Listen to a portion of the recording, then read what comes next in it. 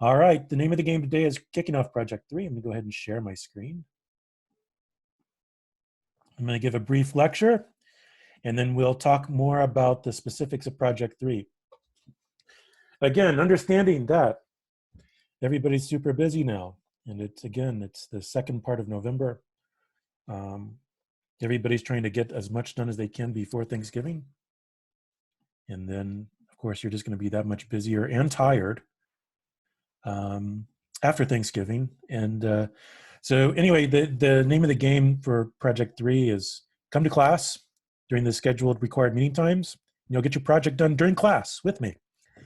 Otherwise, you fall behind, and well, I'm not going to be so sympathetic because I'm busy too. Surprise. Anyway, so just come to class, and I'll keep you along on how do you say? I'll keep you on track. Can you guys see Canvas up here? Yeah, okay. All right, so you can see Module 3 has been published and actually has some content to it now. So the first page here is the sort of introductory brief. And then I'll just post the week-to-week stuff, like what we did or what we're going to do, followed by the course recording afterwards, okay? So we'll talk more about the project in just a bit, but we're gonna talk a little sort of higher level here about a number of topics that come up when you're talking about advanced digital media, which is, of course, what this course is about. And so what we're going to do, first of all, is we're going to use a new plugin called Rabbit. Annoyingly, it's like another creature name. So you're going to add another critter to your laptop. This one's Rabbit. But essentially, Rabbit uses or extends your design space in a number of different ways, dealing with some very common generative systems. One type of system is called a Lindemeyer system, or L system for short. The other one is called a cellular automata.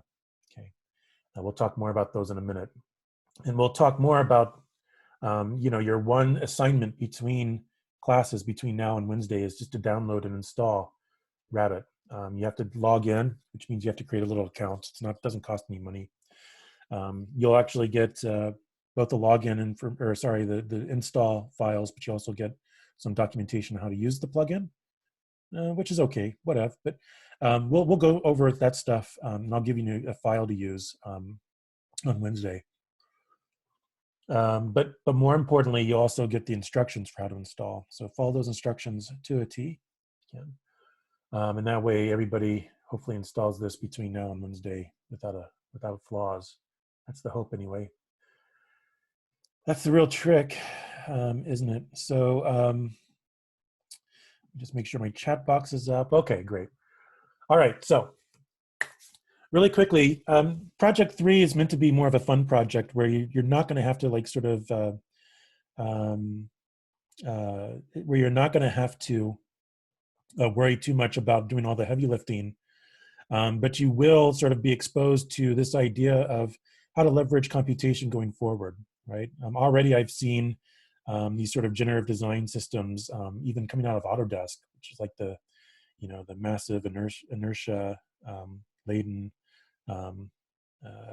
Revit. They started to have these tools where you can begin to use a generative solver, an evolutionary solver, in order to try to generate a number of solutions that are most fit based off of some sort of criteria. When the solution isn't necessarily so easy to figure out on your own. And so, this idea of being able to leverage computational systems to actually generate things for you based off of your recipes, in which case you might not actually know what's going to come out of the system. But if you can begin to look at the results and then begin to design the system with the parameters in mind, then you start to get all kinds of interesting non-determinate results that actually meet the criteria that you're looking for. Okay, and so what we're going to do is we're going to talk about the computer as a sort of designer, right? In other words, you're creating the sort of algorithm to sort of generate a bunch of stuff, but really the algorithm is going to spit out stuff that you maybe not even could have dreamed about, right? And so it's up to your imagination to sort of, wind up the clock, sort of set the initial seeds or information to work off of, and then let the computer do the rest. Okay. All right, and so I'm going to start with an example from 1986. A computer scientist named Craig Reynolds created a simulation for how birds flock together. He called it BOIDS, B-O-I-D-S. I can't remember exactly what BOIDS stands for, so I'll just refer to Wikipedia here. Birdoid object. It seems to me like BOIDS was actually, they came up with an interesting acronym with BOIDS. But this idea that, and let me just pull up an example here.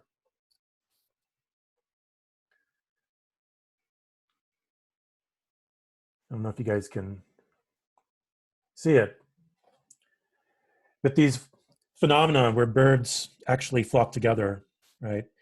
And bear in mind that, you know, none of these birds as independent agents have this sort of larger picture of the flock in mind, but it's all of these sort of very local relationships and reactions between each bird that begins to create a sort of emergent larger phenomenon, right? These sort of patterns in the sky. Sorry, I'm going to turn the, I think the sound is just in do you guys hear the noise? No, okay, so you don't hear the, sorry, I'm going to turn it down then. It's really, really quite loud in my earphones. Sorry, I'm starting to talk louder and talk louder, okay? But what's interesting is this sort of natural phenomenon, this sort of bottom-up emergent phenomenon, where you start to see a bunch of simple parts acting in very simple ways actually create a much more complex, sort of larger emergent system, okay? And so none of these birds are actually, you know, again, thinking of you know, the higher level ideas here, but they're just responding to their neighbors, right? Don't get too close, don't get too far away, don't get too separated. And then, you know, based off of that, those sort of rules and that logic over time, right, you begin to get this sort of larger, it's kind of a quite beautiful phenomenon, right? And so, not to belabor this too much, but if I go back to Boyd's, right, this idea of the rules, right? I don't know if you guys can see this image. Just see if I can blow it up. Nope, I guess I can't. Let me just see if I can do this here. Oh, seriously? All right. Sorry, I'll try to be a little smarter. Right, the rules applied in Boyd's, right? You know, again, don't get too separated. How to maintain alignment based off of the average of the neighbors, right? And how not to get too close. Right? And so figuring out how to actually, you know, encapsulate that algorithm computationally, right? Then you can begin to actually model these sorts of phenomena, the flocking in this case, using this sort of Boyd simulation, these simple set of rules, right? I'm just going to briefly show you this, right? This is just a digital simulation of the same thing, right? Where you start to have a few stray birds introduced into the flock, and then the flock responds, and then, you know, you have several groups, right? And it's all just based on simple rules. Now, the interesting thing is that, again, while the rules are simple, and honestly, the agents here, these triangles or birds or whatever you want to call them, blades, are quite simple, right? The sort of larger effect is not trivial. You can't really figure it out in your head, right? It don't only happen over time with lots and lots and lots of simulations in order to sort of understand the sort of what emerges, what comes out, okay? And I think that's really interesting, this term called emergence. We'll talk about that a little more, right? When I say complex systems, what I'm talking about are systems in which all the pieces have so many interdependencies and are so interconnected, right? And so, you know, the idea of maybe separating the terms complex, right, from simple, and then complex from complicated, right? Complicated means, you know, maybe the opposite of complex. So complex means, again, a complex system is one in which all the parts are have so many interrelationships and so many interactions, right, that we couldn't possibly guess what the results would be once the system actually manipulates itself through time, okay? All right, let's move on to a different system. Let's move on from Boyd's. L systems, which are short for Lindemeyer systems. Lindemeyer being the computer scientist that actually developed these sort of self-similar fractal-like systems. Okay. Aristed Lindemeyer, he came up with these in 1968 when he published his results of these sort of rule-based rewriting systems. Okay. And the idea is that, if you can sort of think about this just for a moment, let's just zoom in here, right? For example, Lindemeyer created a system to try to simulate the growth of algae. And so what he did is he created a set of variables, constants, an axiom, and a set of rules, okay? So in other words, he created two variables, A and B, right? And then he created a set of rules where every step of the way, A turns into AB, and then afterwards, B turns into A. And so at generation 0, you start with A. At generation 1, A turns to AB, okay? Then B turns into A, right? And so you can see down here in this example, this branch, right? A turns into A and B, A turns into AB, then A turns into AB, then A turns, all the A's turn into AB, B's always turn into A's, and then the A's always turn into AB's. And so we can begin to understand is that this is a system of growth. There are a number of steps, or what you might say, ticks, right? And each generation that's produced based on, at each tick, then it comes from the generation before based off of these rules. So A turns into AB, and B turns into A at each generation or tick. Okay. And what's interesting about these systems is that they're actually quite nice to sort of generate plants and other sorts of natural geometries, right? But what you can begin to understand is that once you start to take A and then convert it to AB and then turn AB into AB and A and B again, then what you end up with is a sort of fractal geometry where large components are actually a set of smaller self-similar components when you start to zoom in. So you can see that this thing starts to actually branch and duplicate and grow. But again, they're always sort of here's AB, or sorry, here's A, and then here's A, and then here's A, and then here's A, et cetera, et cetera. Okay. What's fun is that you can actually find these sort of systems online that run in your browser, either through HTML5 or sometimes JavaScript. So here's an example where you can change the rules, you can change some of the parameters, like the amount of angles, and then you can have it redraw. You can also tell how many iterations you want, right? So for instance, I can start to render this one, starting 20 increment of 50 degrees. If I change that to maybe 60 degrees, let's see what happens. It starts to actually become much tighter, right? As this thing starts to draw across, right? And it's all about a set of lines, right? And each line or branch of a line is F or AA or A or F, right? And so this is a sort of nomenclature derived from these sort of set of rules where you're replacing an F with an AA, and then every A becomes an F again, right? So this thing begins to grow and grow and grow and grow in a, probably, I gotta be careful here, but probably an exponential way, okay, in some cases, right? And so I could begin to change some of these parameters, let's change that to 30. Now it's gonna be much less tight. I don't know if I can even zoom out. It's not showing me I can. Okay, yeah, anyway, maybe I'll pick something closer to, 60 here. Yeah.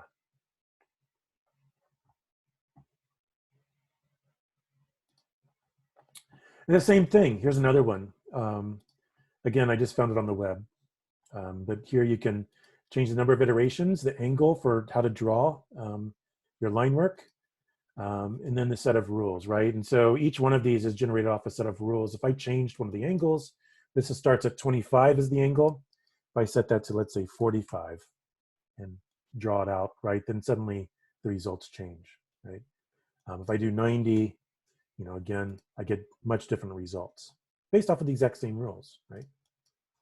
Okay, so a disproportionate change in one of these numbers can lead to a large qualitative change in the results, right? In the way that they look. The smaller the angle in this case, the sort of more compressed the system gets. The larger, let me go back to 90, right? And the wider the results get. Okay. Try like an 84, something like a non-round number. Pretty wild, huh? Okay, same thing here, right? So f equals f plus f minus f minus f plus f, right? And so we begin to change these things.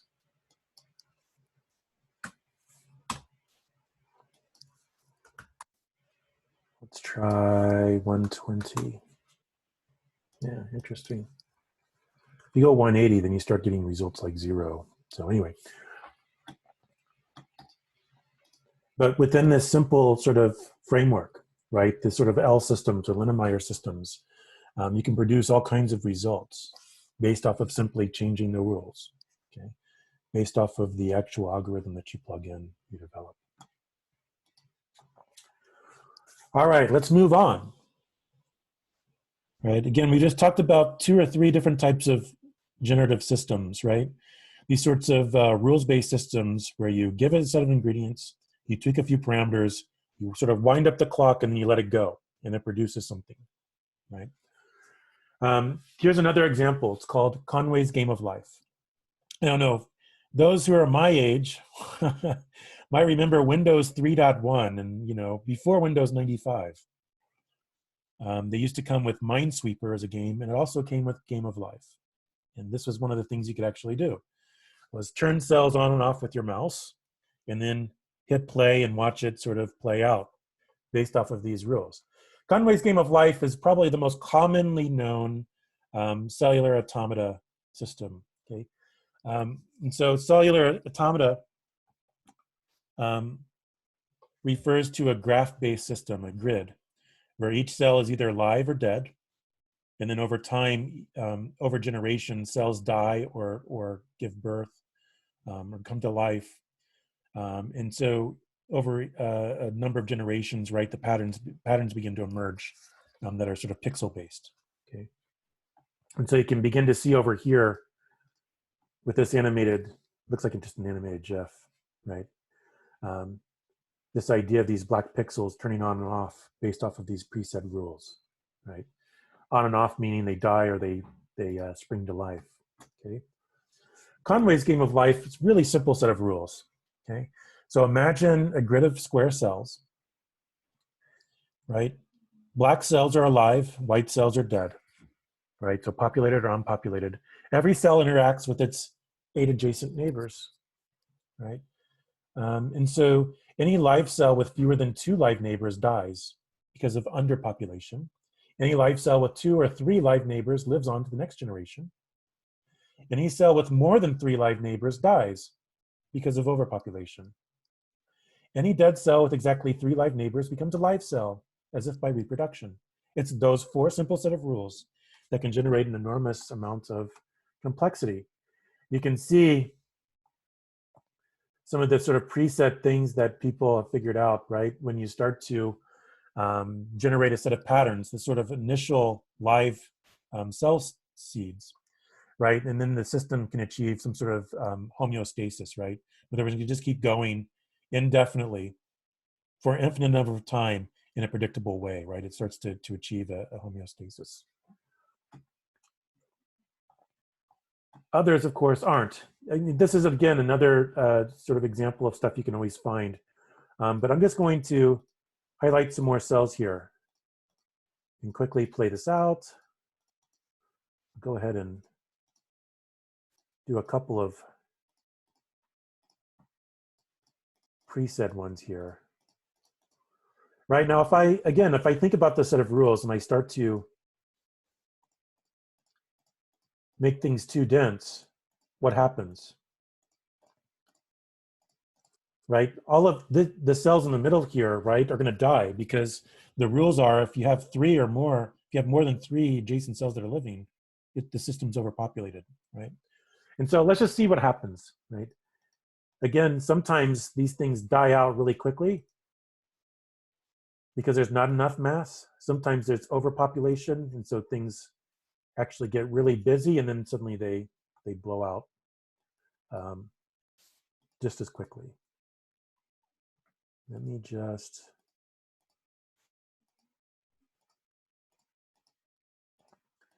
What's interesting is that you're actually going to be playing with these cellular automata, but in a three-dimensional way.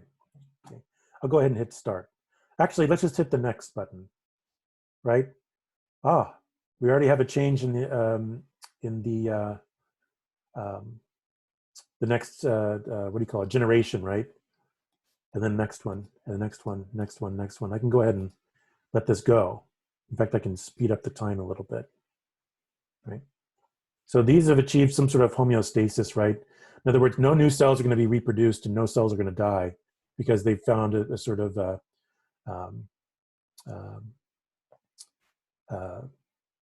balance, I guess, right, between the quantity and the spacing. It's kind of like when you walk outside in the desert and you see the spacing between all the plants on the desert floor. These are always just going to flick on and off, vertical, horizontal, right? And it looks like some of these things, this might start to migrate down. And if it actually hits one of these, then I can actually throw it out of balance. Or it fizzles out completely, right? It's kind of an interesting thing. You can begin to see that there's all sorts of different configurations that lead to different results. Some people give them names, which is really weird. But, I mean, I guess if you don't have time on that much time on your hands.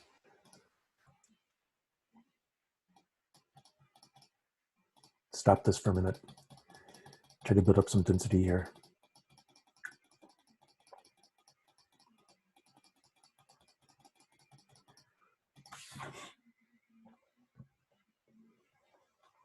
Yeah. All right. And again, the rules are down here, right? Not enough population or overpopulation, things die, right? If you have just the right amount of, or just the right circumstances, right? Suddenly you can begin to actually reproduce cells, populate, repopulate.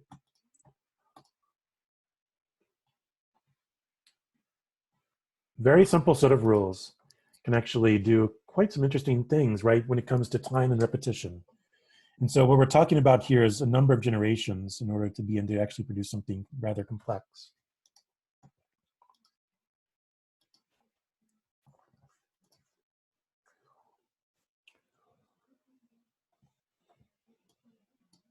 I'm just going to try to move my chat box out of the way here. Sorry. I also wanted to bring to your attention an architect that wrote about this stuff in the 80s, 70s and 80s, actually, I believe. His name is John Fraser. He taught at the Architectural Association of London, probably one of the best architecture schools in the known universe. And one of the things that he was doing back in the 80s, before personal computers were that big of a thing, was trying to understand how computation and design might work together. One of the things he actually looked at were cellular automata in order to begin to make these sort of generate these sorts of forms. To sort of think about how design might actually be generated by complex algorithms, complex system algorithms. What's interesting is that he looked back at certain rules-based systems from before, like let's say the classical orders, and then began to let the computers actually generate new classical orders based off of the rules or tweaking the rules here and there. And what the results of his experimentation with his students became called evolutionary architecture. So he was really interested in this idea of winding the clock, generating a set of rules, and then letting the generations pile up. And so you end up with something quite complex based off of, but starting simple, but then over time building up something actually quite complex. Sorry, it's been a while since I've actually talked about real ideas. It's like this staying at home thing has just like screwed up my head. I almost forgot, I can't go to the library and get stuff like to read and things anymore. So it's bizarre, but just thought I would point that out. Name is John Fraser. In the book that he put out, AA still uses or still gives it out for free. You can find it on issue for free. I think you can even download the PDF if you're so inclined. Of course, you don't have to do that, but if you're a geek like me, of course you would. All right. I'm going to leave this up because it'll be a reminder at the end. We'll talk more about Rabbit again. But at this point, I'm just going to transition and let's talk about the specifics of Project 3 and why I just talked about cellular automata. Okay. Let's go to the intro here. Okay. In fact, this image that I've been using as my background was actually generated from a cellular automata system, so CA. I start with a couple of quotes. One is by Herbert Simon. He was a systems analyst back in the 50s, 60s, and 70s. He worked at Carnegie Mellon and did a lot of research, paid research with a lot of different organizations and companies. One of his groundbreaking ideas was this idea of how do we begin to describe complex systems, self-organizing systems, and emergent systems. I stole this quote from him, and of course, credit it to him, but that starts out by saying, by a complex system, in other words, he's explaining in his paper that he wrote for the American Philosophical Society in 1962. He starts talking about complex systems, and so first he tries to sort of give a nice, neat, quick, and understandable explanation of what a complex system is. So he says, by a complex system, I mean one made up of a large number of parts that interact in non-simple ways. Okay, again, so if you look at the ingredients, what we need are a lot of parts and a lot of generations and a lot of sort of behaviors and responses to each other, right? In such systems, the whole is more than the sum of the parts, okay? In the most important pragmatic sense that if we look at the parts and we look at their properties and we look at how they interact, it's not a trivial matter to sort of understand what they actually make or the sort of properties of the whole that they create, okay? In other words, the parts and how they interact are so complex, there's so many of them, right, that we couldn't possibly understand what the results might be when we start, okay? And that's what a complex system is, right? One in which we have to let things play out and the results only emerge over time, rather than something that's so simple because the interactions aren't so complex that we could actually figure it out on our own, right? So if you think about this for a moment, right, cause and effect, right? So for instance, if we think about just one car hitting into a, let's say, a pedestrian, we can understand what the results probably are. It's pretty grim, okay? But now if you zoom out and look at an entire city grid, and you start to look at each car, not individually, but you understand that the rules that they have, right?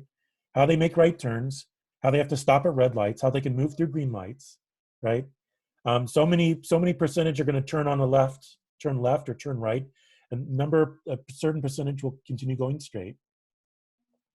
The overall emergent effect is something that we couldn't necessarily understand, but we'd have to sort of play out, right? So it's this idea of complex systems as a way to begin to understand the behavior of things that, or to study the behavior of things, right, that are really complex. So if we start thinking about nature, we start thinking about cities, right, we start to understand that these are actually a layered construct of complex systems that interact with each other over time.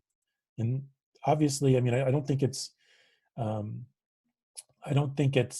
too big of a stretch to say that nobody can actually tell the future, right?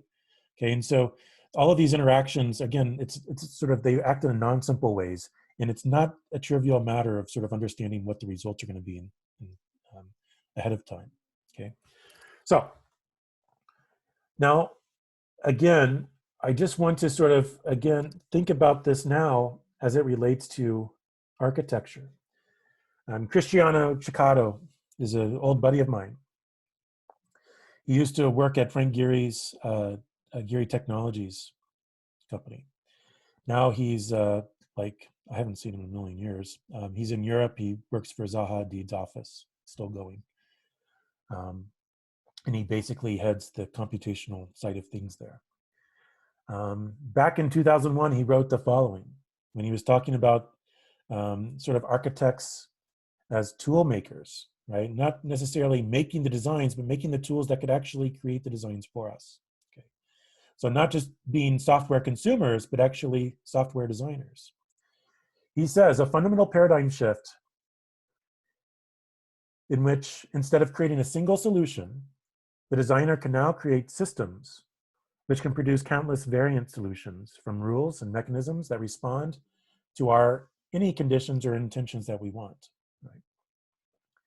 And when this happens, computers become interlocutors. They're not just our tools, they're not our slaves, they're actually our peers, our interlocutors. Designer and computer form a partnership of complements, each contributing specific abilities and knowledge to the overall task of architecture. All right. And so this isn't saying that computers will replace humans, right? But saying that computers and computation have a certain set of things that they're really good at, right? When it comes to memory, crunching large numbers really quickly, crunching through countless generations of performing a set of rules-based system, rules-based steps within milliseconds, right? Whereas humans are really good at sort of determining what the rules should be and if the results are actually productive or not, right? If they're fit to move on to the next generation. All right, and so what we're going to do is we're going to grow our own city blocks, grow our own buildings using cellular automata for project 3. You will be given a Grasshopper file once you've downloaded and installed Morphcode, Rabbit Morphcode. On Wednesday, you'll give it a file. You'll play around with it. I'll show you how it works in class. And then you'll start to create your own, grow your own city blocks, right? You'll each be able to determine your own ingredients, your own sort of geometric building block. You'll then create your own seed condition, and then you'll watch it grow over time. And it quite literally will grow vertically. Titled Urban Cellular Aggregations, this project will explore and deploy generative systems, specifically cellular automata, in order to aggregate small units into a larger, more complex systems that populate and form a larger urban fabric. The objectives of this project are to understand how generative systems can be leveraged in the design process to create complex systems.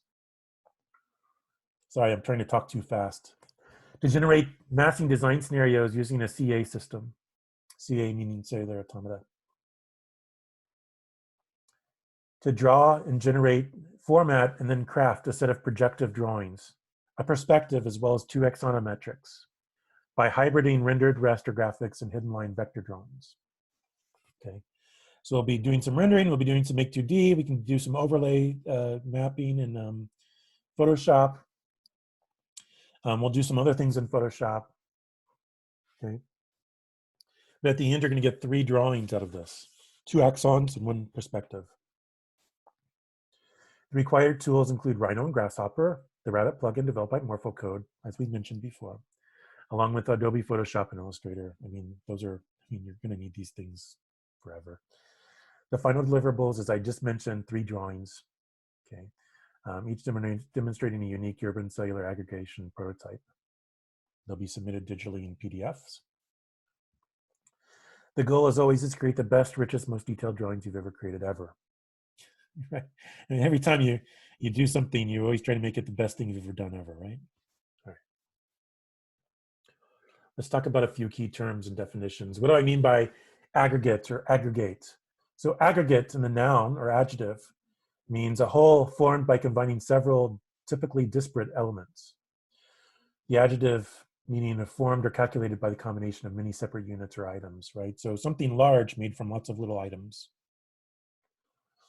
Verb means to form or group into a class or cluster, right? So you can begin to see, you're going to take your little building block. You'll each have your own little individual building block. And then we'll begin to create a sort of much larger aggregate of these of hundreds, if not thousands, of these little building blocks into something much larger. Aggregation is a noun, the formation of a number of things into a cluster. Cellular automata, right? Which is, again, the sort of plural of a cellular automaton, right? A collection of colored cells on a grid of specified shape that evolves through a number of discrete steps according to a set of rules based on the states of the neighbors. So each cell responds to its neighbors, right? They can be on or off, alive or dead, right? The rules are then applied iteratively for as many generations or steps or ticks as desired. If you're interested in those, you can always look these links up in Stephen Wolfram's Math World site's a pretty good one. Conway's Game of Life, of course, is the example of a cellular automaton that we'll be looking at. Again, here are the rules that we talked about before, right? If you want to remind yourself.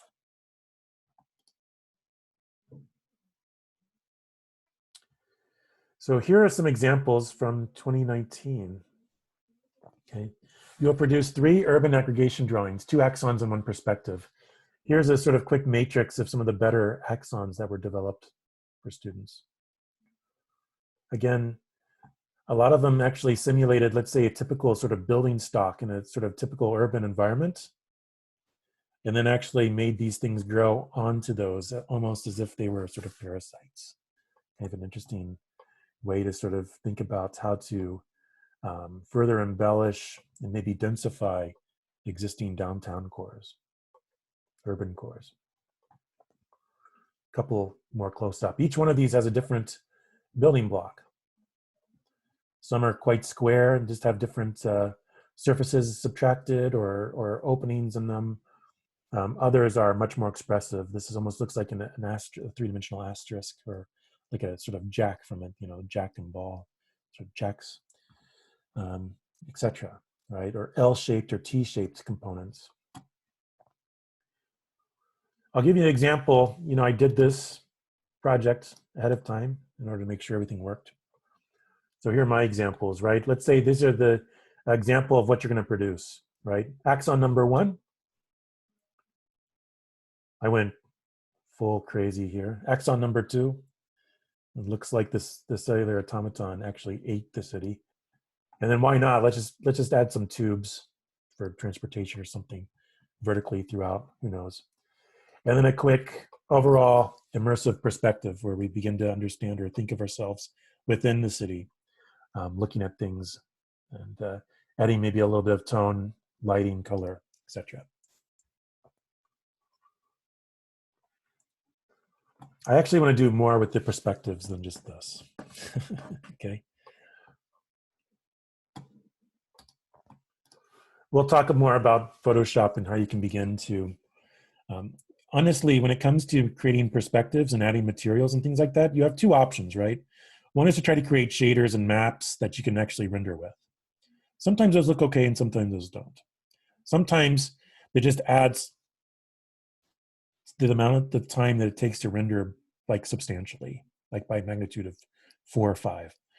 Other times you can basically start to collage things together in Photoshop, and that's the approach I like to take. And that's the approach I've done in 267, which I don't think I've taught in a long time, but except for this past summer. But then when I teach the grad students, the bridge students in the grad program, all this stuff, we talk a lot about sort of adding textures and overlay layers in Photoshop. And so maybe that's what we can do here, okay, in order to give this a little bit of materiality, but in a nice way, and not in a sort of in your face rendered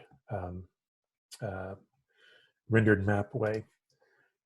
All right, so that PDF example is here for you to look at if you ever want to refer to it. Here's some close-ups of the axons. Here's some example of some of those perspectives. I think we can do better than this time around. We'll try our best, right?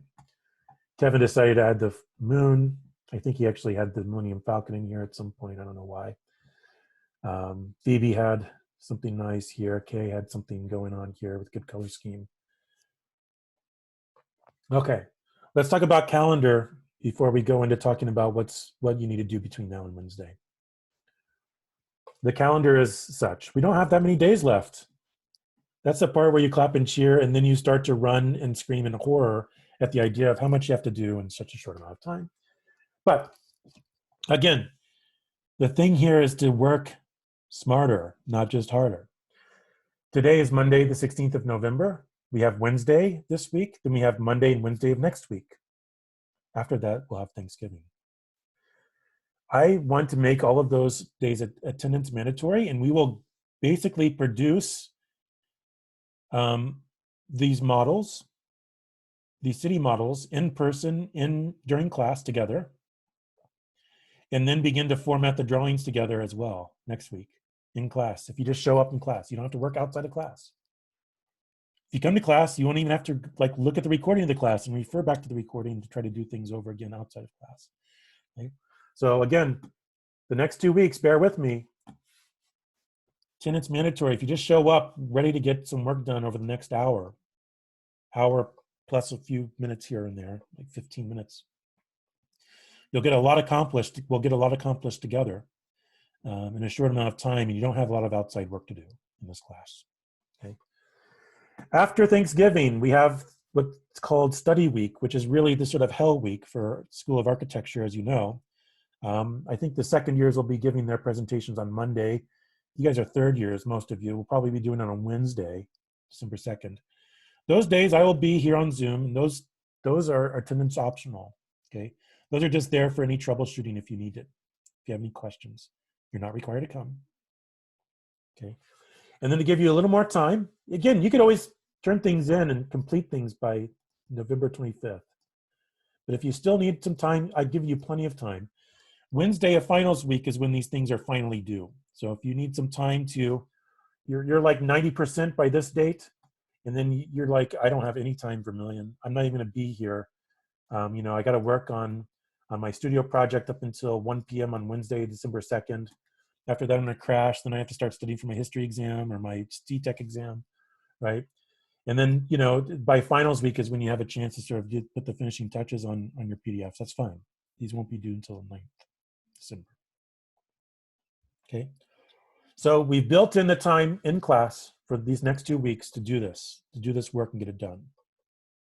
Okay, as much as possible. When you guys are fully have your feet planted on the gas pedal, the following week, after we get back from Thanksgiving, when you guys have final presentations, I'm here to help, but class time is optional. And then finally, I've given you plenty of time afterwards to complete all of your studio work, make up any lost time you need, even get sleep and start eating correctly again before I actually require the final version from you guys to grade. Okay, so I'm trying to be as accommodating as I can. Wednesday the 9th, I mean, I don't want to go any further than that. I really like to try to get all the grading done by Friday of finals week. So for studio, for this stuff, I just don't like leaving. I like to procrastinate, but not with grading, not with final grades, especially. I like to get those things entered in and get them done, get it taken care of. Okay. All right. So that's it. So this week, today we have launched Project 3. We talked a little bit about complex and generative systems. Your only assignment between now and Wednesday is to go to this link, and you'll get the install file and documentation. Let's see, I'm just trying to log in, see what happens when I do that. I don't remember, maybe I'll use my regular Gmail account here and see what's going on. See if I can remember my password. Of course.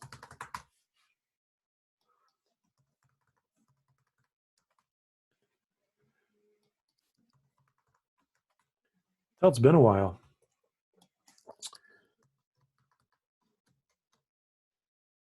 Maybe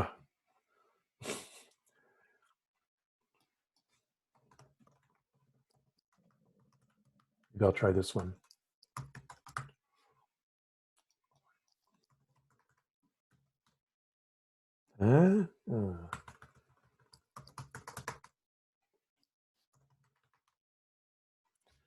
Oh, sign up.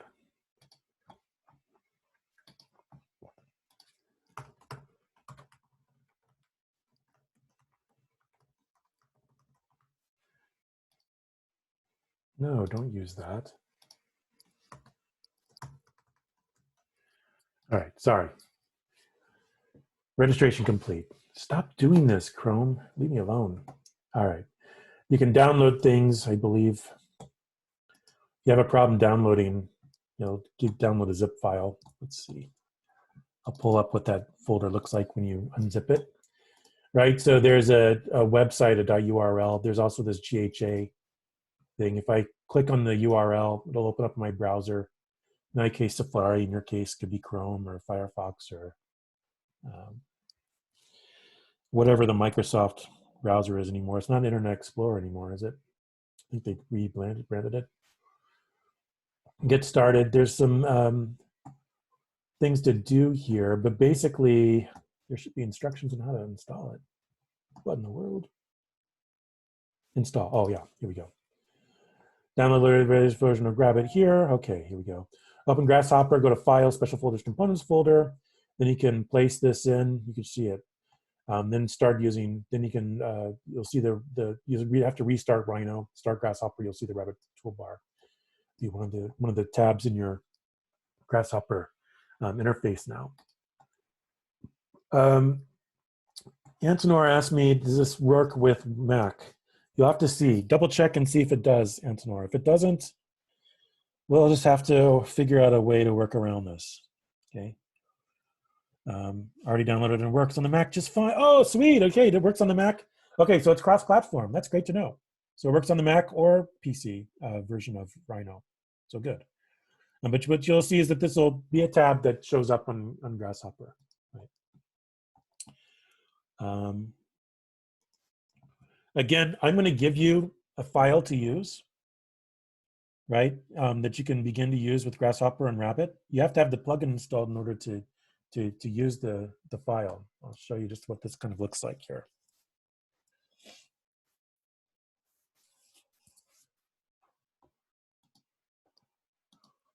Looks like we'll actually be getting out of here early today. That's always a nice thing. Go ahead and move this out of the way. Anybody has a hard time downloading or something, just show me, tell me, and I'll, let's see. Not sure why Windows requires me to type in my name and not password, but whatever. Stop caring.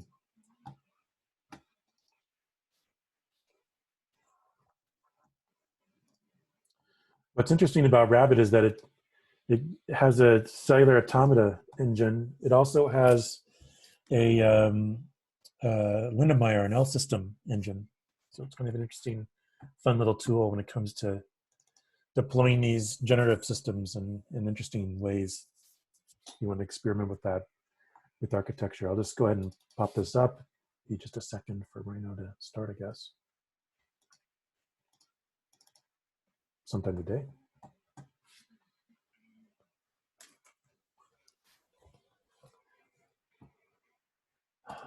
Open this one up.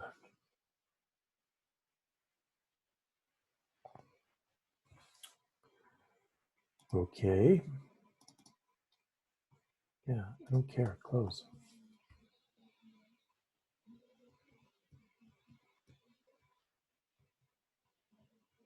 Yeah, my fan's working extra overtime here on my MacBook Pro.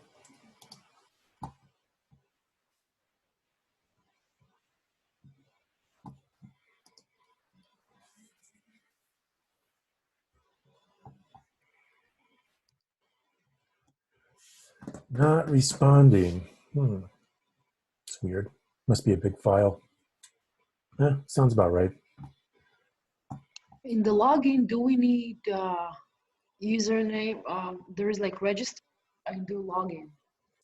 Yeah, you just register and to create your own login, and then it'll take you to where you can download and then also see the instructions for how to install.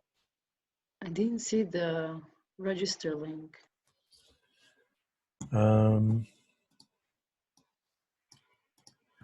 Log in to download.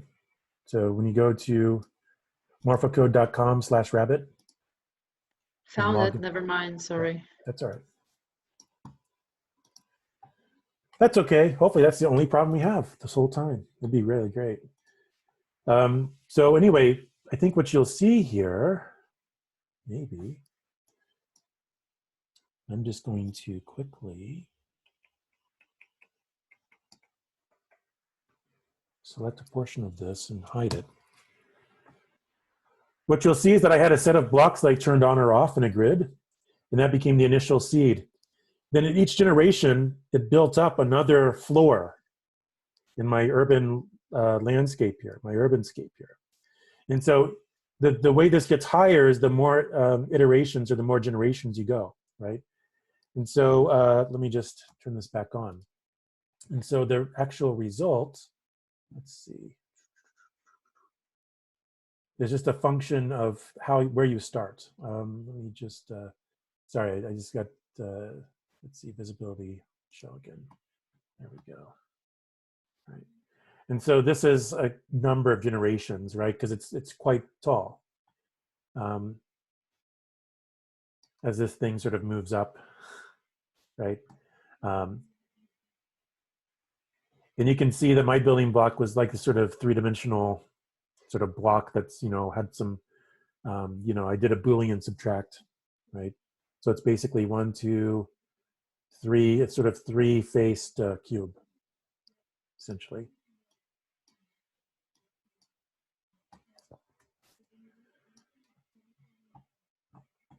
Let me just create a new file.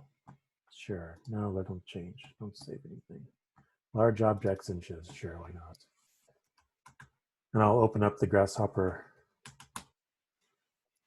file for you really quickly so you can see maybe a little more about how this works. Again, we'll go through this step by step together on Wednesday. So you'll be able to follow along. Be nice. Just want to show this. Let's see, recent files. There we go.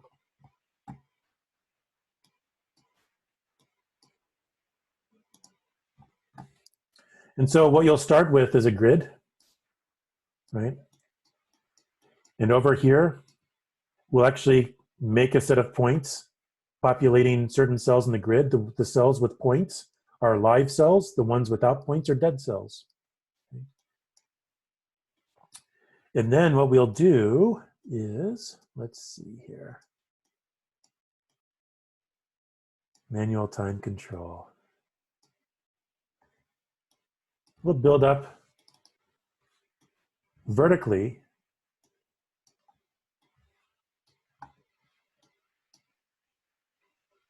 tick by tick or generation by generation. So if I change this to 1, so the next generation, right, we'll get another layer. So each generation in this sort of cellular automaton is stacked on the preceding one. And so three-dimensionally, we actually build up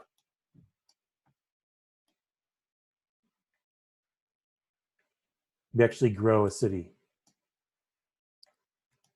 right? Now these points then are locations in space that we can begin to make copies of our initial building block, right? Our sort of, our spatial component. And so you can begin to make a sort of little unit, right?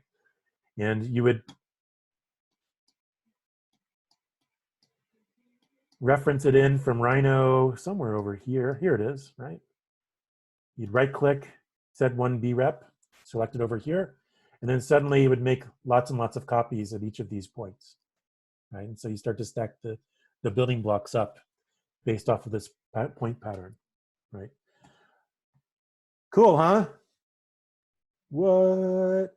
W-U-T. All right, so I can't wait to see you guys on Wednesday. I mean that this time. Because again, I'll give you this file. You'll create your own building block. You'll start to create your own seed pattern, and then you'll grow stuff. And then once you grow stuff, you'll save it, and you'll start a new file, and you'll do it again, and you'll save that one, right? And after you make a couple of these, you'll need 2 to sort of use as drawing to make an axon of each, right? That we'll do next week. You'll also select your favorite one to do the perspective of, and then next week we'll do the fine tuning with making the drawings, right? which will be make 2D and rendering, and then some Photoshop and Illustrator afterwards. Okay. Cool stuff. All right, that's it for today. Let me go ahead and stop sharing my screen. All right. Morphcode Rabbit. Who knew architecture would be so fun? It's like Jack and the Beanstalk.